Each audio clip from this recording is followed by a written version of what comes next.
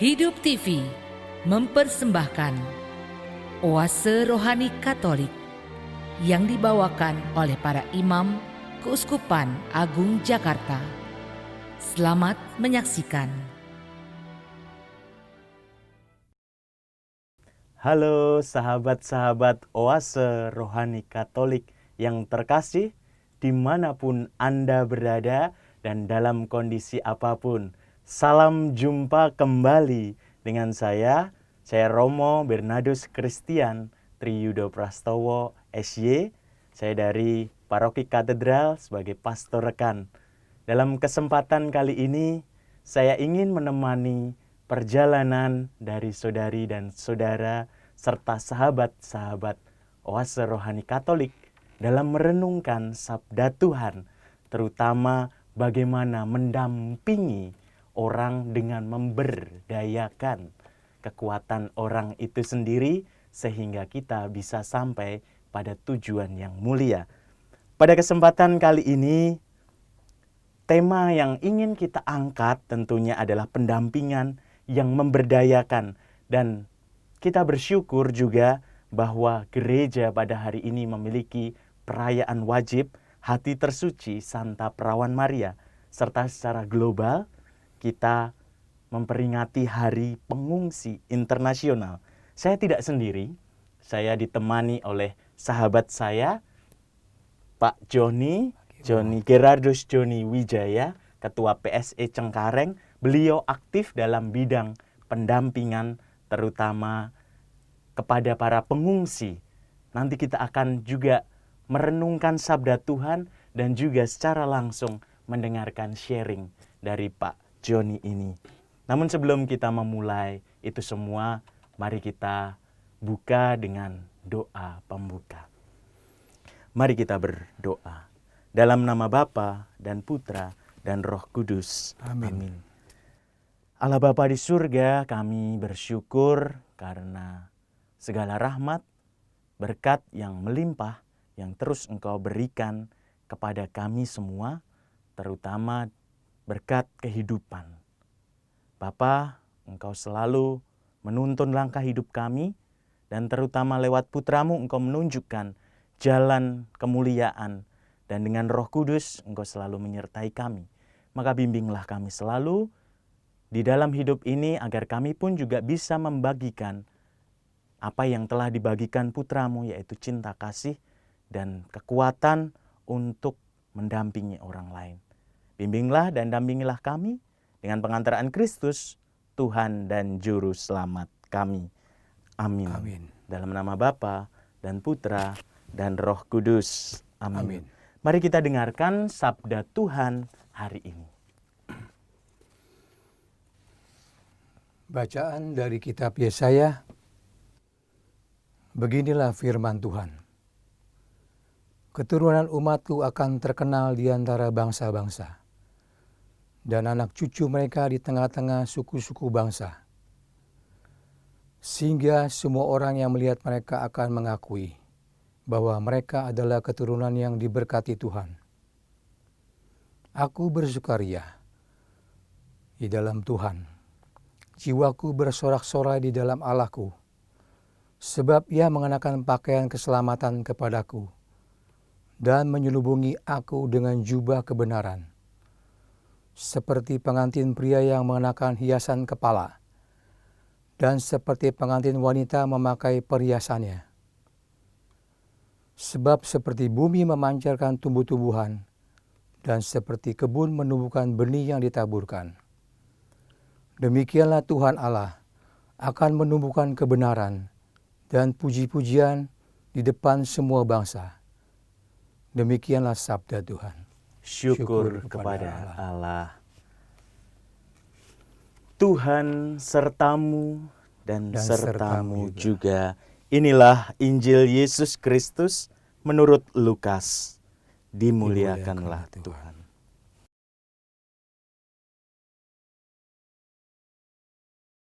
Tiap-tiap tahun pada hari Paskah, orang tua Yesus pergi ke Yerusalem. Ketika Yesus telah berumur 12 tahun, pergilah mereka ke Yerusalem. seperti lazimnya pada hari raya itu. Selesai hari-hari perayaan itu, ketika mereka berjalan pulang, tinggallah Yesus di Yerusalem tanpa diketahui orang tuanya. Karena mereka menyangka bahwa Yesus ada di antara orang-orang seperjalanan mereka, berjalanlah mereka sehari perjalanan jauhnya, lalu baru mencari Dia di antara kaum keluarga dan kenalan. Karena tidak menemukan Dia, kembalilah Maria dan Yusuf ke Yerusalem sambil terus mencari Dia. Sesudah 3 hari, mereka menemukan Yesus ada di Bait Allah. Ia sedang duduk di tengah-tengah alim ulama sambil mendengarkan mereka dan mengajukan pertanyaan-pertanyaan kepada mereka. Semua orang yang mendengarkan Dia sangat heran akan kecerdasan dan segala jawab yang diberitakannya. Ketika Maria dan Yusuf melihat Dia, tercenganglah mereka. Lalu kata ibunya kepadanya, "Nak, mengapakah engkau berbuat demikian terhadap kami? Bapamu dan aku cemas mencari engkau." Jawab Yesus kepada mereka, "Mengapa kamu mencari aku? Tidakkah kamu tahu bahwa aku harus berada di dalam rumah Bapakku?" Tetapi mereka tidak mengerti apa yang dikatakan Yesus kepada mereka. Lalu Yesus pulang bersama-sama mereka ke Nazaret, dan Ia tetap hidup dalam asuhan mereka.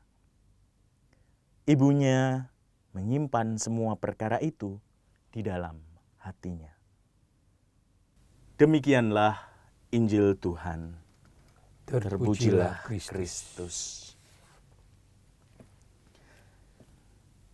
Sahabat Oase Rohani Katolik yang terkasih, ketika saya membaca-baca, terutama bacaan Injil hari ini, ada sebuah kisah yang terlintas di benak saya, terutama pengalaman saya sendiri ketika saya masih remaja, sebelum saya masuk masa seminari.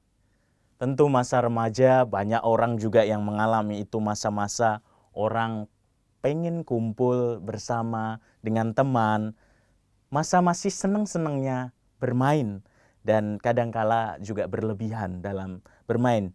Nah, suatu saat saya bermain cukup lama, 1 hari di gereja tanpa izin dari orang tua sebenarnya. Tanpa izin, saya pergi bersama teman, tetapi tidak memberitahukan sampai jam berapa pulang dan lain-lain. Nah, karena sampai sore, maka saya dicari oleh bapak saya waktu itu. Bapak saya mencari dan menemukan saya berada di gereja memang. Lalu beliau tanya, "Ayo pulang, sudah sore." Tetapi saya waktu itu menjawab dengan nakalnya, "Loh, bukannya saya di rumah bapak saya?" Waktu itu saya menjawab itu dengan mengutip secara langsung apa yang menjadi bacaan hari ini. Ternyata bapak saya itu tidak kurang akal.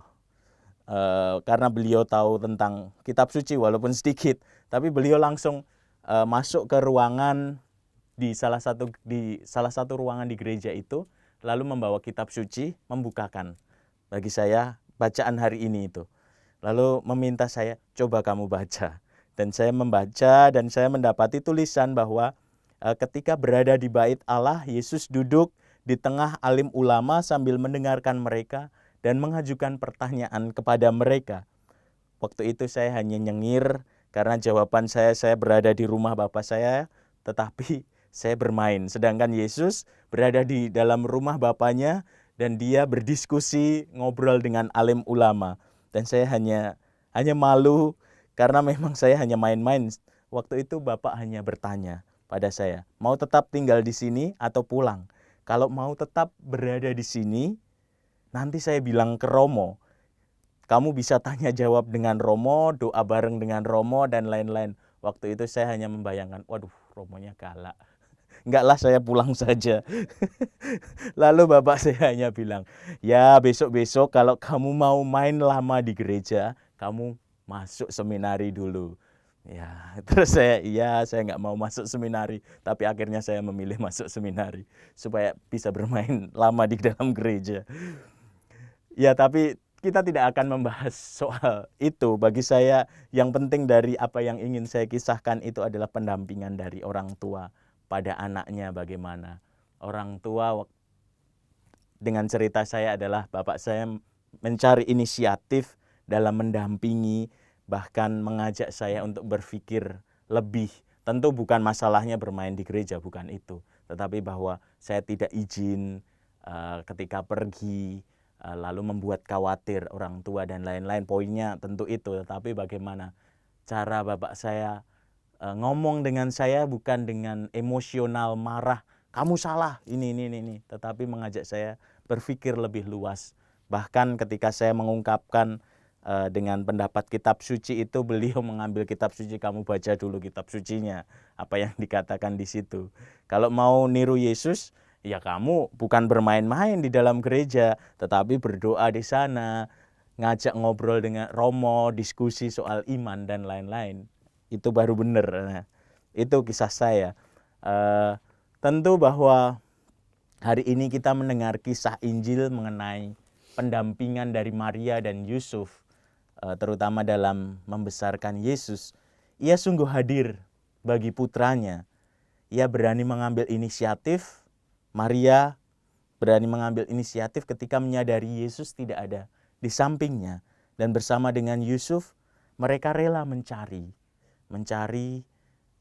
dan tidak reaktif emosional ketika mendapati bahwa Yesus menjawab sesuatu yang mungkin bagi banyak orang tua akan mengecewakan. Mungkin Bapak Ibu, sahabat-sahabat Oase Rohani Katolik yang sudah punya anak pernah mengalami kalau jawaban anak, lah ini saya berada di rumah bapakku, kamu nggak usah khawatir dan lain-lain. Mungkin juga akan sakit hati, tetapi di situ Maria tidak menunjukkan secara langsung, tetapi dia secara tulus mau mendengarkan sungguh apa yang Yesus mau, dan membiarkan apa yang ada di dalam Yesus itu keluar.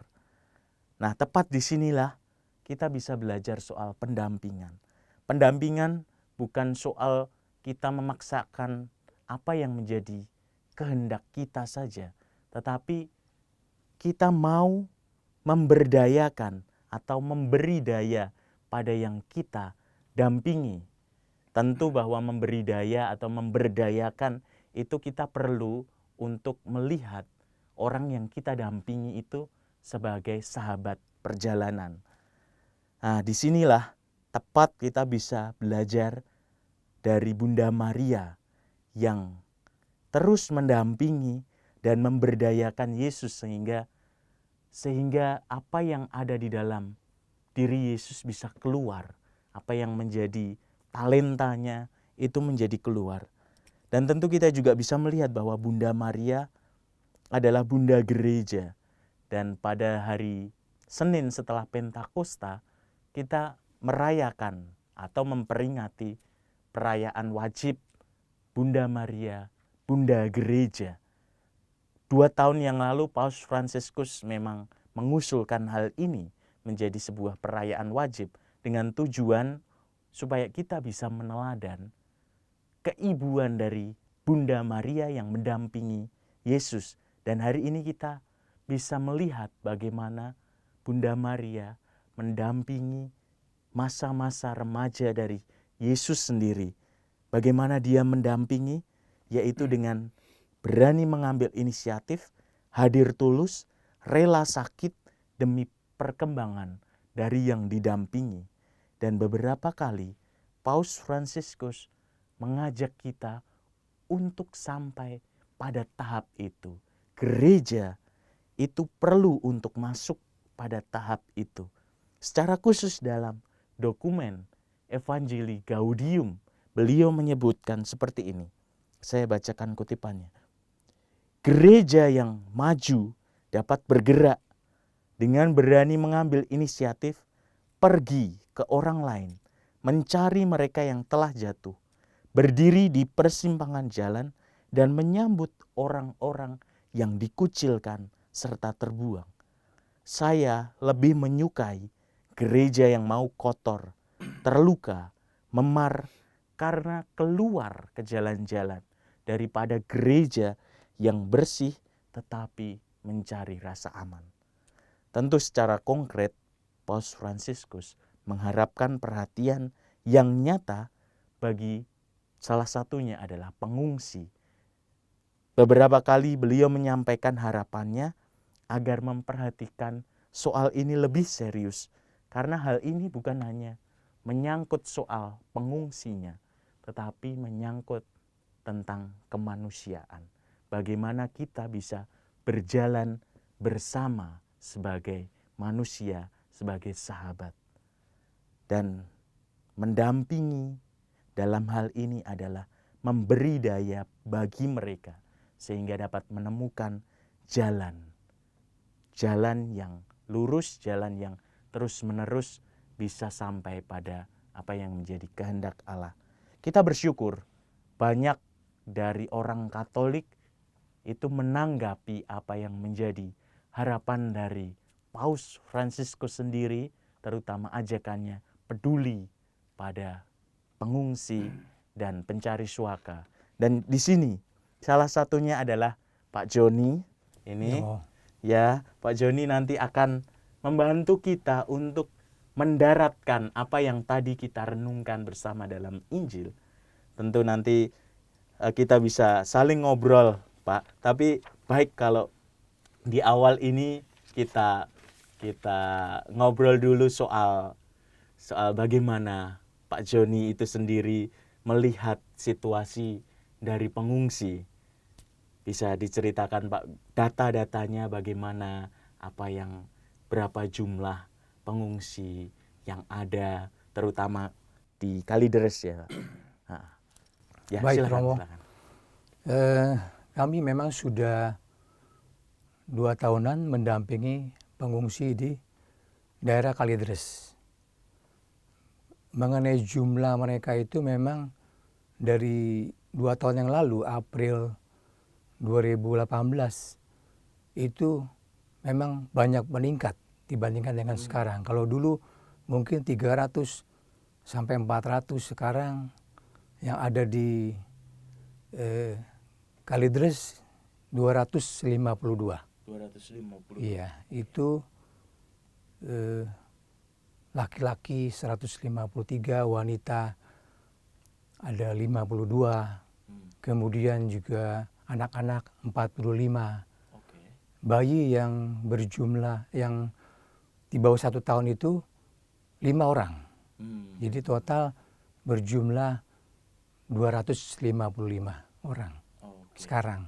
Itu ya, sekarang jumlah yang sekarang 255 total yang ada di Kalideres.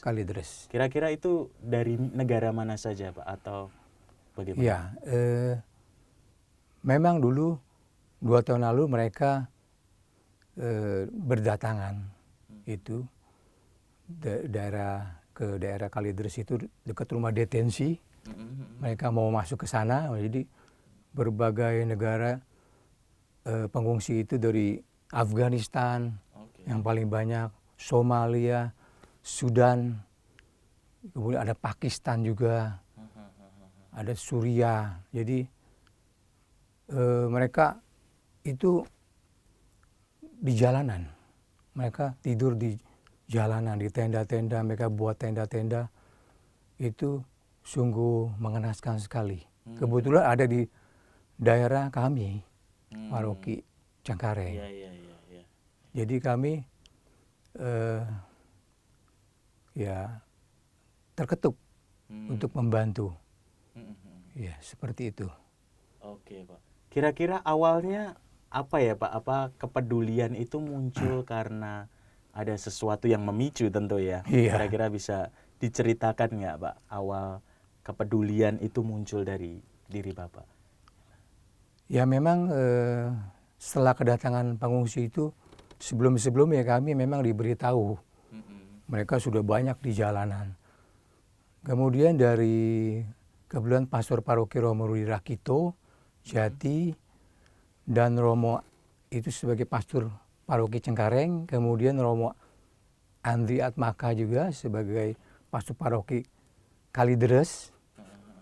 Mereka mengajak rapat bersama Romo Maswan itu dari GRS. Ya, rupanya memang dari Bapak Uskup, Bapak Kardinal juga meminta secara khusus untuk memberikan perhatian kepada pengungsi ini. Jadi kami membuat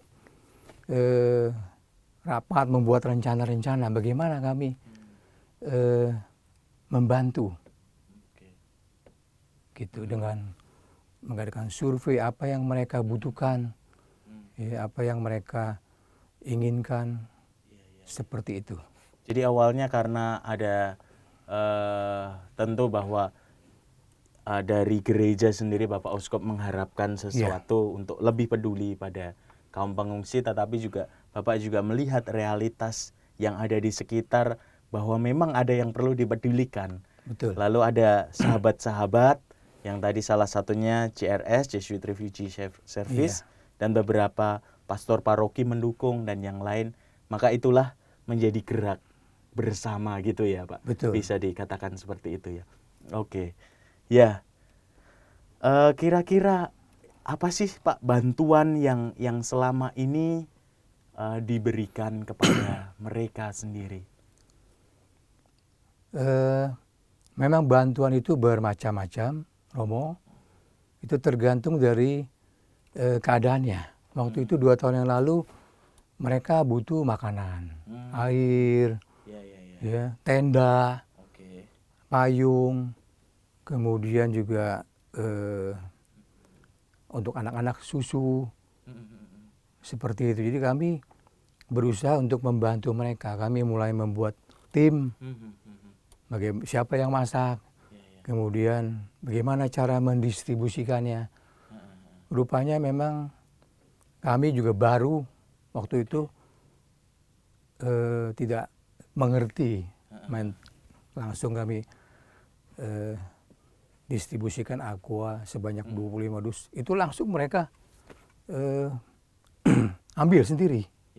Mereka per kelompok, ada Sudan, Afghanistan, Somalia. Jadi saya kaget, teman-teman kaget, kami kaget, kok bisa begini. Nah dari situ kami belajar juga bagaimana mendampingi mereka. Ya, kami membuat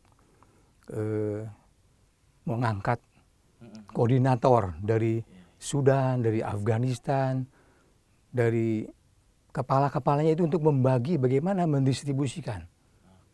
Kami juga banyak didampingi oleh JRS juga yang mereka lebih pengalaman. Jadi kalau kekurangan makanan mereka bisa ribut. Ya seperti itu. Jadi mereka berkelahi di jalan. Itu kami harus misalnya ada 300 kami harus memberikan 300 juga. Ya lebih pun tidak banyak karena nanti juga mereka bisa ribut juga. Mereka bisa berkelahi juga waktu itu. Seperti itu. Jadi kebutuhan mereka disesuaikan. Pada saat sekarang kebetulan mereka ada di rumah kantor penampungan Ekskodim, kantor Ekskodim di Jalan Mogot Baru. Mereka sudah punya rumah. Mereka sudah diberikan tempat tinggal oleh Pemprov. Jadi kebutuhannya berbeda. Mereka dengan ada pandemi ini mereka mulai masak. Ya, mereka mintanya berbeda. Gimana misalnya mereka toilet mereka, WC mereka harus diservis tiap bulan, kami panggil mobil sedot. Kalau pandemi ini kami juga ingin meningkatkan imun. Mereka memberikan vitamin C. Seperti itu anak-anak kami berikan, orang dewasa kami berikan sebulan sekali, Romo. Kemudian ya kalau makan makanan, ada donatur yang juga memberikan sayur mayur, buah-buah, seperti jadi kami distribusikan bersama tim. Seperti kira-kira Romo. Iya. Itu tuh dimulai tahun berapa Pak tadi? April 2018. April 2018, berarti 2 tahun yang lalu ya. Iya. 2 tahun yang lalu, dan belajar banyak juga selama perjalanan itu gitu ya. Ada banyak hal tentu juga nanti naik turunnya. Kita bisa Iya. bicara di sesi kedua bagaimana Bapak juga berusaha untuk belajar mendampingi tadi, seperti yang Bapak juga ceritakan bagaimana juga belajar mendampingi, bekerja sama Iya. untuk mewujudkan tujuan bersama. Oke, nanti kita akan melanjutkan dalam sesi kedua. Baik, Romo. Bahwa kita bisa sedikit menggarisbawahi mengenai pendampingan. Pendampingan dibutuhkan terutama untuk orang-orang yang memang secara manusiawi butuh kita beri daya, beri kekuatan agar mereka dapat tetap tumbuh bersama. Dan kita bisa belajar tadi dari bacaan Injil bagaimana Maria dalam mendampingi pun mengambil inisiatif, mau mendengarkan, mau masuk di dalam kerelaan untuk sakit. Dan kita juga mendengar dari Pak Joni bagaimana inisiatif itu dibentuk secara bersama dalam gerak bersama. Kita akan melanjutkan nanti di dalam sesi kedua bagaimana mendampingi orang-orang yang membutuhkan. Hidup TV mempersembahkan Oase Rohani Katolik yang dibawakan oleh para imam Keuskupan Agung Jakarta. Selamat menyaksikan. Halo sahabat Oase Rohani Katolik semuanya. Selamat bergabung bagi yang baru saja hadir dan bergabung dengan kami. Saya ingin memberikan sedikit ulasan singkat apa yang sudah kita bicarakan dalam sesi yang pertama tadi. Ada 2 poin yang penting yang dapat kita ringkas. Mendampingi adalah memberdayakan, memberi daya, bukan memperdaya, memberi daya. Teladan dari Bunda Maria dalam mendampingi adalah mau tulus hadir, mau mengambil inisiatif, mau mendengarkan, dan bahkan rela untuk sakit demi perkembangan yang didampingi. Dan yang kedua adalah gereja yang digambarkan oleh Paus Fransiskus adalah gereja yang memiliki jiwa keibuan dari Bunda Maria, yang rela untuk sakit, rela kotor, rela memar karena menemani perjalanan dari Yesus yang hadir di jalan. Dan tentu kita juga melihat atau kita mendengarkan kesaksian dari salah seorang anggota gereja, Bapak Joni, yang hadir menemani perjalanan dari teman-teman pengungsi terutama yang berada di Kalideres. Kita akan melanjutkan dialog atau pembicaraan kita terutama mengenai apa saja sih yang sudah dilakukan, kendala yang terjadi, dan mungkin juga harapan-harapan. Kita akan melanjutkan. Pak Joni, kita lanjutkan dialog kita. Baik, Romo. Tadi sudah diceritakan, terima kasih, bagaimana inisiatif itu muncul juga dibarengi dengan gerak bersama. Dan tentu dalam gerak bersama itu pasti ada naik turunnya, pasti ada kadangkala menemui masalah-masalah. Nah, kira-kira bisa diceritakan nggak, Pak, kepada sahabat-sahabat Oase Rohani Katolik kendala yang sering kali dialami ketika berhadapan dengan pengungsi, mungkin juga tantangan, dan bagaimana itu dihadapi? Silakan. Baik. Memang kami membantu sudah 2 tahun. Itu juga membantu selain makanan dan lain-lain, itu kami juga membantu mereka yang sakit, Romo, mendampingi mereka yang sakit. Karena pengungsi itu juga banyak yang sakit. Jadi kami bawa ke klinik di Cengkareng, di paroki kami ada klinik Samaria. Jadi kami juga di sana juga ada dokter-dokter seperti itu. Kami sudah membuka klinik ini sudah hampir 20 tahun lebih untuk membantu mereka. Untuk daerah Cengkareng hanya membayar 10.000 bersama obat itu. Jadi kami bawa ke sana pengungsi-pengungsi yang sakit, kami menggunakan Grab. Kami angkat satu koordinator juga untuk bagaimana mereka mengurus untuk berapa orang yang sakit, mereka harus daftar dulu. Nah ini kami membuat satu kesepakatan dengan pengungsi. Siap pengungsi juga ada kepalanya, ya kan, ada koordinator kami, supaya mereka tidak bisa saling bertanggung jawab terhadap teman-teman mereka yang sakit itu. Jadi selain itu memang kami tentu di lapangan banyak masalah juga, karena kami juga baru belajar untuk bagaimana mendampingi mereka. Ya mereka berbagai macam bangsa. Tentu ada yang bisa bahasa Inggris, ada yang bisa bahasa Indonesia juga, ada yang tidak bisa. Jadi ini salah satu kendala juga. Jadi kami tentu angkat yang koordinator yang bisa bahasa Indonesia juga, yang bisa bahasa Inggris supaya kami bisa berkomunikasi. Nah, seperti itu. Dan mengenai tim kami juga angkat beberapa orang yang hari Senin siapa, Selasa siapa, itu kan kami bantu dari Senin sampai Sabtu. Makanan itu dulu. Ya itu cukup banyak jumlah anggota itu 18 orang yang aktif itu dulu. Ya. Banyak kan ibu-ibu loh. Jadi Senin siapa, ibu ini gini berapa orang, siapa yang masak. Nah seperti itulah.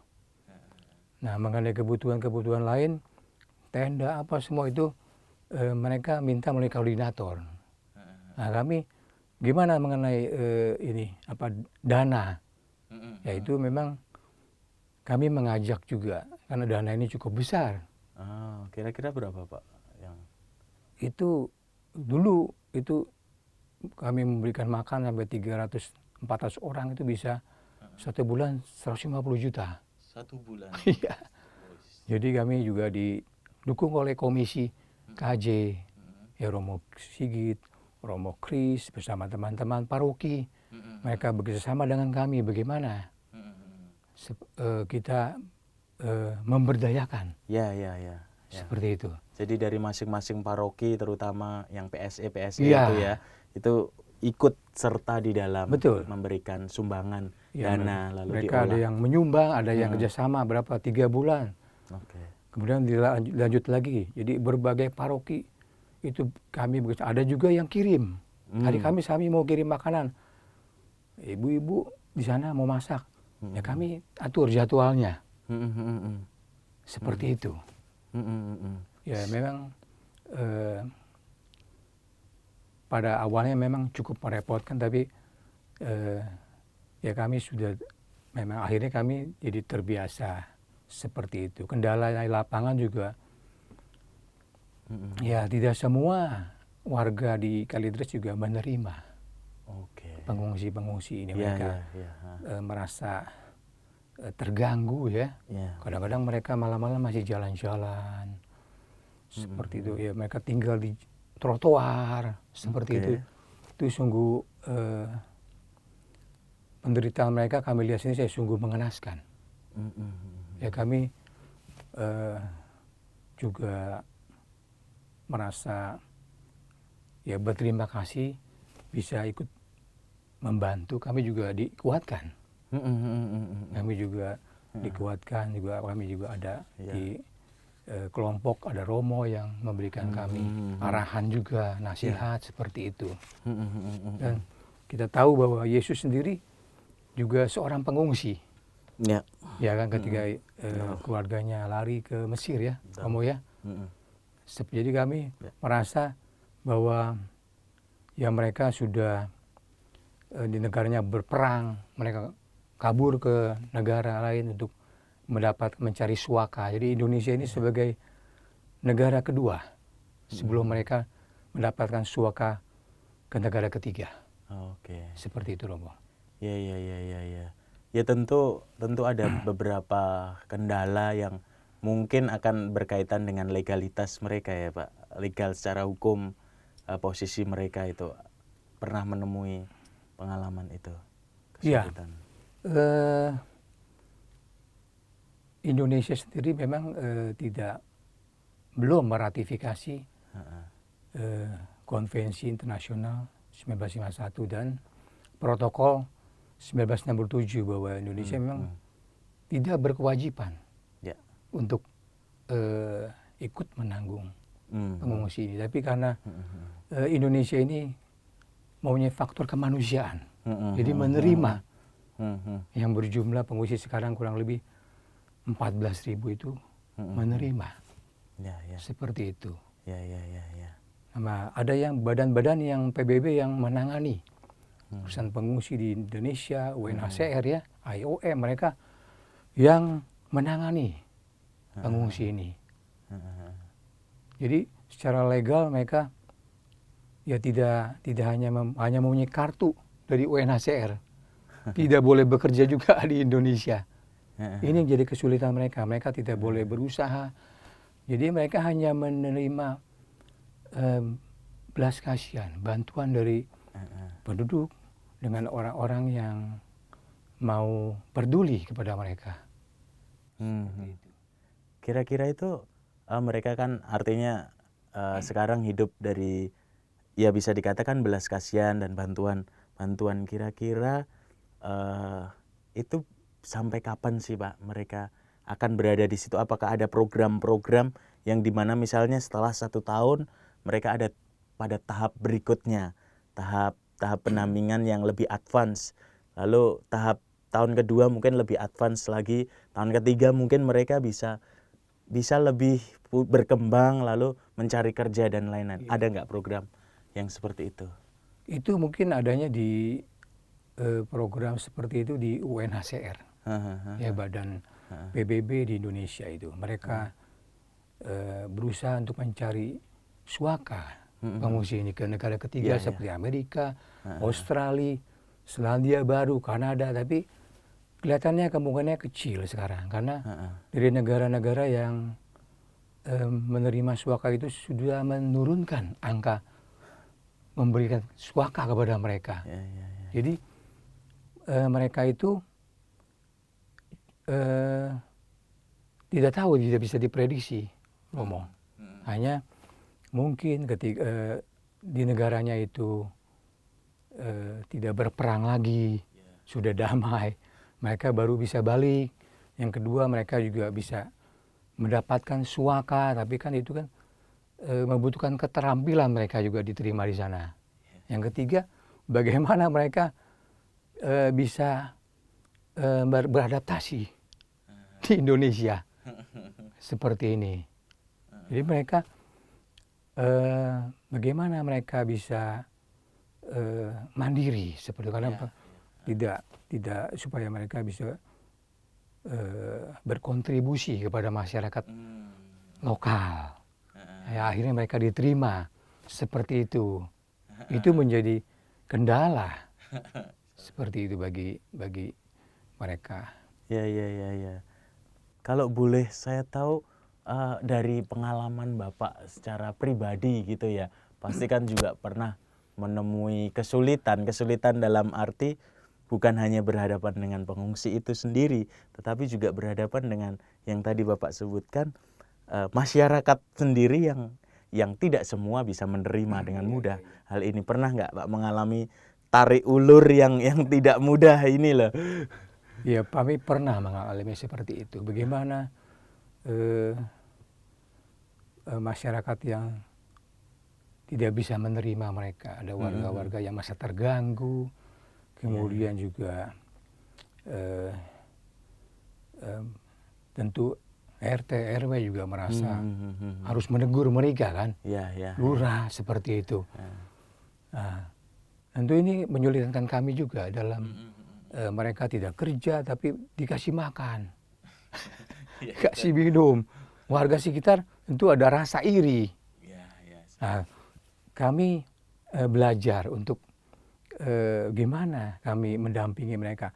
Kami mulai bekerja sama dengan RT RW, dengan masyarakat. Kami juga memberikan bantuan kepada masyarakat sekitar yang kekurangan.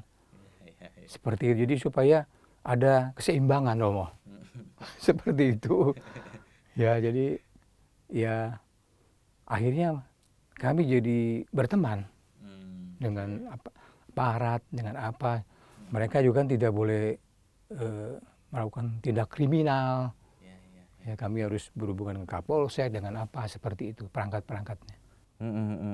Jadi memang bisa dikatakan bahwa ada proses apa ya, kesadaran bersama memang yang harus dibangun lewat kerjasama itu sendiri. Betul. Ya, Pak. Termasuk dengan masyarakat sekitar. Iya. Bahwa kita juga perlu mengedukasi mereka untuk lebih peduli pada pengungsi ini, tetapi kita juga harus mengedukasi pengungsi ini supaya bisa beradaptasi dengan lingkungan ini. Ini yang kadang-kala menjadi tarik ulur tersendiri. Kami juga memberikan supaya penduduk lokal situ, warga situ masak. Jadi kami mulai memberikan supaya mereka bisa masak, mereka juga mendapatkan satu keuntungan. Mereka bisa masak untuk pengungsi. Ya. Kami mulai ke sana, Romo. Oke. Seperti itu. Ya, Itu ya. pada waktu dulu ya. Kalau sekarang mereka sudah ditempatkan di ada penampungannya, tentu berbeda kebutuhannya, Ya, Romo. pasti. Kendalanya berbeda lagi. Kendalanya pasti berbeda. Seperti itu, Romo. Ya. Ya, kalau sekarang mungkin kami kurangi kunjungan karena masa pandemi. Kami juga memberikan edukasi kepada mereka supaya mereka jangan keluar. Ya, mereka harus isolasi, karena kalau satu yang kena itu bisa semua yang kena. Dalam satu penampungan itu 250 orang kena semua itu. Jadi mereka harus jaga, mereka syukurlah mereka mempunyai kesadaran seperti itu. Ya, baik Pak. Terima kasih tadi diceritakan begitu banyak sekali ya rasa syukur juga karena ada sebuah kerjasama yang terbentuk, tetapi juga di satu sisi pasti ada pergulatan yang terjadi. Iya. Nah kira-kira dari situ semua apa sih yang rahmat kira-kira dari Bapak, pengalaman Bapak, kalau kita mau menyebut sebuah rahmat yang patut untuk disyukuri dan Bapak tetap memiliki semangat di situ, kira-kira apa yang secara personal itu muncul? Saya merasakan ya kehadiran Allah di dalam pendampingan kepada pengungsi. Ya, mereka kadang-kadang ya ada kebutuhan ini, ada kebutuhan anak, begitu banyak sampai ratusan orang. Kami tidak bisa penuhi juga, ya kan? Kalau saya melihat bahwa teman-teman kami melihat bahwa ada saja mereka dibantu dari penduduk lokal, ya, dari warga situ, dari komunitas lain. Jadi mereka merasa tidak kelaparan, mereka merasa didampingi seperti itu. Oke. Jadi itu yang menjadi spirit atau semangat dari Bapak, yang melihat bahwa ya kehadiran Allah juga di situ. Tadi juga Bapak menceritakan bahwa Yesus dan keluarganya Maria sama Yosef juga adalah pengungsi. Mereka memang mengungsi, benar. Ini apa yang direnungkan oleh Paus Fransiskus juga ketika sebelum menyampaikan tentang kepedulian pada pengungsi. Paus Fransiskus juga menyerukan bahwa Yesus Kristus dan juga Maria serta Yosef pernah menjadi pengungsi, maka kepedulian yang sama perlu kita berikan kepada orang-orang yang mencari suaka dan pengungsi itu sendiri. Dan ini Bapak bisa melihat hal itu, saya kira ini hal yang sangat positif, dan bisa menggerakkan, karena memang tanpa itu semua kita akan kelelahan. Begitu berat pasti situasi di lapangan dan lain-lain. Nah, Pak, kalau bisa diceritakan lagi apa sih yang sudah dilakukan oleh pemerintah atau NGO untuk membuat masa depan mereka itu tidak terkatung-katung. kan situasinya bagi mereka kan juga situasi sulit juga. Nah, bagaimana langkah mungkin juga dari tim ataupun kerjasama dengan pemerintah atau NGO yang lain? Ya, kalau kami melihat bahwa pemerintah juga sudah cukup membantu ya, memberikan lokasi, ya, memfasilitasi apa. Waktu itu pernah pemerintah juga yang menangani pengungsi selama 4 bulan, bagaimana ya, seperti itu. Kemudian juga dari LSM juga banyak bantu, dari GRS, CWS, Dompet Duafa itu juga mereka juga turut juga membantu bagaimana mengusahakan supaya para pengungsi ini ya didampingi, tidak dibiarkan saja seperti itu. Oke, jadi kata kunci di sini itu mendampingi itu bukan kita membiarkan orang, tetapi tetap mengangkat harkat martabatnya gitu, sehingga dia bisa sungguh menjadi manusia utuh. Betul, gitu betul. Ya. Pak.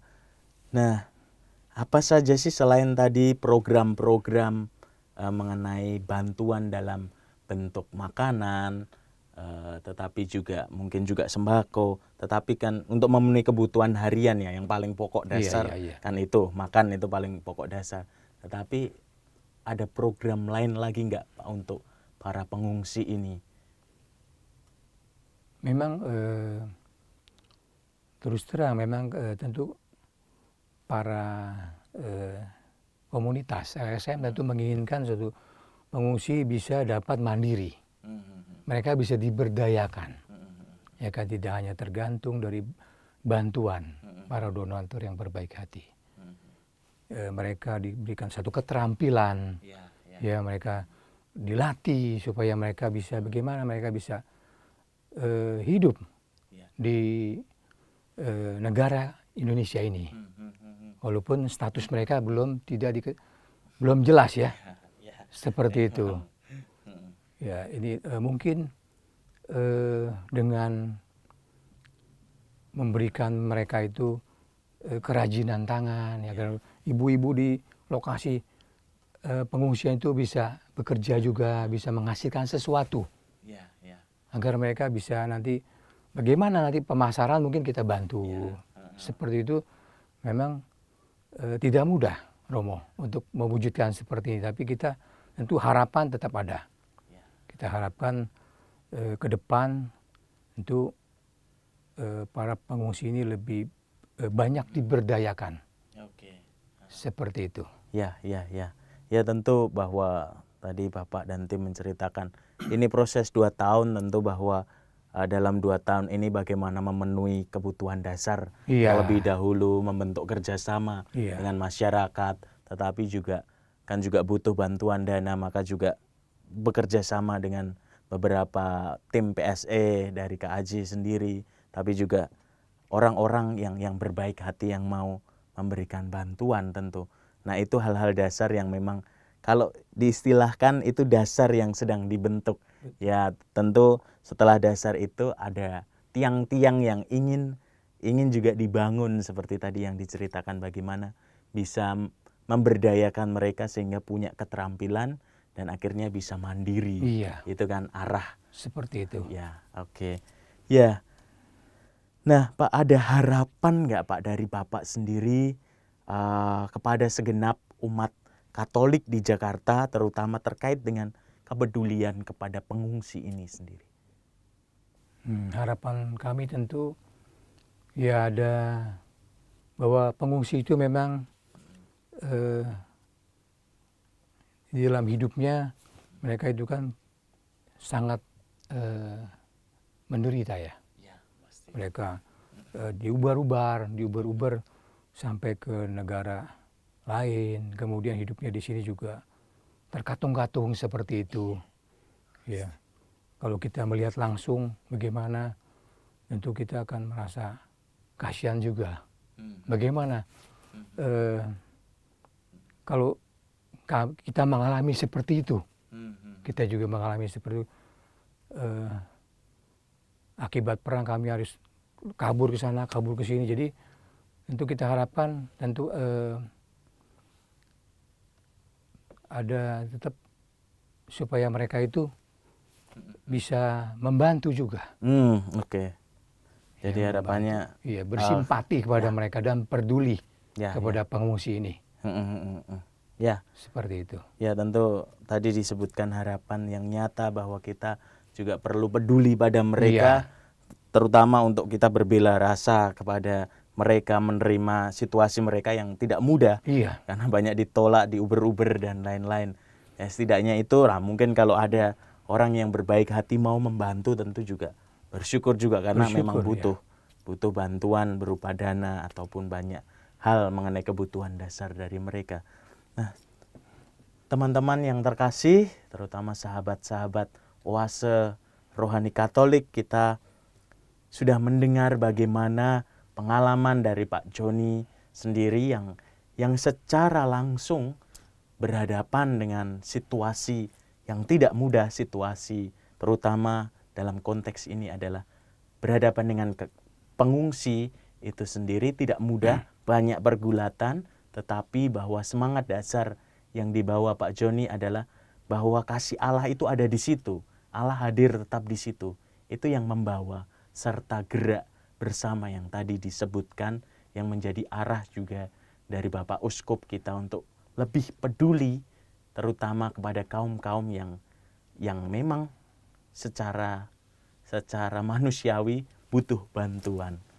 Nah, kita juga dengan dasar itu semua kita diharapkan sebagai satu gereja yang kudus, katolik, dan apostolik itu mau untuk juga memberikan sedikit kontribusi juga bagi orang-orang yang ada di sekitar kita terlebih dahulu. Tentu banyak orang yang membutuhkan. Kalau ada yang bisa berbaik hati untuk para pengungsi, itu harapan yang besar juga karena mereka sangat butuh bantuan kita.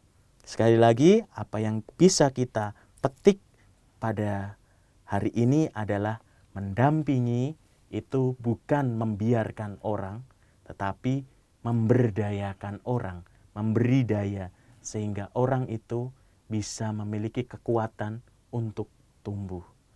Pengalaman dari Injil ditunjukkan di dalam pengalaman bagaimana Maria dan Yusuf mendampingi Yesus, dan secara konkret kita juga di sini mendengar kesaksian dari Pak Joni dan tim juga bagaimana mendampingi para pengungsi. Tidak mudah, tetapi selalu ada semangat yang tumbuh. Terima kasih. Pengalaman lain bisa diituin, Mo? Silahkan. Mungkin pengalaman yang kami ceritakan ini, misalnya mendampingi seorang ibu yang hamil. Malam-malam itu ketubannya pecah. Kami harus mencari rumah sakit. Kebetulan inkubatornya juga penuh. Jadi kami harus mencari 5-6 rumah sakit. Akhirnya dapat juga rumah sakit di Siloam. Nah, kami masukkan ke sana. Kemudian juga mendampingi seorang warga negara Sudan. Itu Hamid, bagaimana dia mempunyai keterampilan. Ya cukup intelektual ya. Kami memberikan, dia mau melamar menjadi seorang trainer di UNHCR kami. Memberikan uang transport, makanan, semua, kartu busway supaya dia bisa lulus. Ya, bagaimana juga ada seorang pengungsi juga mau training di Universitas Atmajaya, kami juga memberikan uang saku, uang makan seperti itu. Dan ada lagi pengalaman kami yang cukup ini, seorang pengungsi itu yang pernah mau bunuh diri. Ya, dia menceritakan bagaimana di Afghanistan dia disiksa. Akhirnya dia dilepas, tapi dengan luka-luka di kepalanya. Yeah. Itu kami lihat sendiri kepalanya itu penuh bacokan. Jadi mereka itu pengungsi ini lari kalau tiap malam mau bunuh diri. Kami juga mendampingi dia, membawa dia ke dokter, kasih obat penenang supaya dia jangan bunuh diri. Seperti itu, Romo. Ya, banyak sekali kisah pergulatan yang tentu menarik. Tentu walaupun di tengah situasi sulit, tetapi tetap ada semangat yang semangat kemanusiaan yang terus diangkat gitu ya. Ya baik. Terima kasih Pak atas cerita yang sungguh hidup. Gereja yang hidup, gereja yang bergerak adalah gereja yang terus mau peduli pada orang-orang di sekitar yang sangat membutuhkan bantuan kita. Banyak kesulitan pasti, tetapi bahwa kasih Allah terus hadir di situ. Terima kasih Pak Joni. Sama-sama, Mo. Sampaikan terima kasih kami juga, saya sebagai wakil gereja. Terima kasih kepada tim yang terus berjuang tidak mudah di garda terdepan. Apalagi dalam situasi yang sekarang, situasi pandemi ini tidak mudah bagi tim sendiri pasti. Sahabat-sahabat Oase Rohani Katolik yang terkasih, kasih Allah selalu hadir dalam setiap hal. Kasih Allah selalu menyertai kita dan Ia sendiri memberi dasar supaya kita bisa berbela rasa bagi banyak orang, dan terutama solidaritas harus nyata, bukan hanya dalam kata tetapi juga tindakan nyata. Maka mari kita mohon rahmat, kita mohon berkat dari Allah sendiri agar kita pun semua selalu diberkati, selalu memiliki semangat dasar bela rasa itu sendiri, terutama bagi kaum yang membutuhkan. Mari kita tutup perjumpaan kita dengan doa penutup. Baik, Bang. Tuhan sertamu Dan sertamu juga. Marilah kita mengarahkan hati, kita mohon rahmat, berkat dari Allah sendiri. Allah Bapa yang Maha Kasih, kami bersyukur, kami berterima kasih pada kesempatan kali ini Engkau mempertemukan kami semua, terutama dalam merenungkan sabda Tuhan dan juga mendengarkan kisah kasih Allah yang nyata, yang hadir terutama untuk kaum pengungsi. Dalam hal ini, terima kasih atas kehadiran dari Pak Joni yang terus meneguhkan kita bahwa memberikan kasih Allah yang nyata itu sangat mungkin dan itu sangat menggembirakan bagi diri kita, bagi gereja. Allah bimbinglah Pak Joni dan juga tim semua agar Engkau selalu memberikan kesehatan, penyertaan, dan perlindungan. Dan dampingilah kami semua juga, umat-Mu semua yang hadir, yang terus bertekun dalam olah untuk berbela rasa. Allah Bapa selalu mendampingi, Allah Putra selalu menyertai, Allah Roh Kudus senantiasa hadir untuk melimpahkan berkat dan rahmat-Nya. Dan semoga kita semua diberikan kesehatan, penyertaan, perlindungan Bapa dan Putra dan Roh Kudus. Amin. Terima kasih. Sama-sama, Mo. Terima kasih semuanya dan Tuhan memberkati. Demikianlah Oase Rohani Katolik yang dibawakan oleh para imam Keuskupan Agung Jakarta. Tuhan memberkati.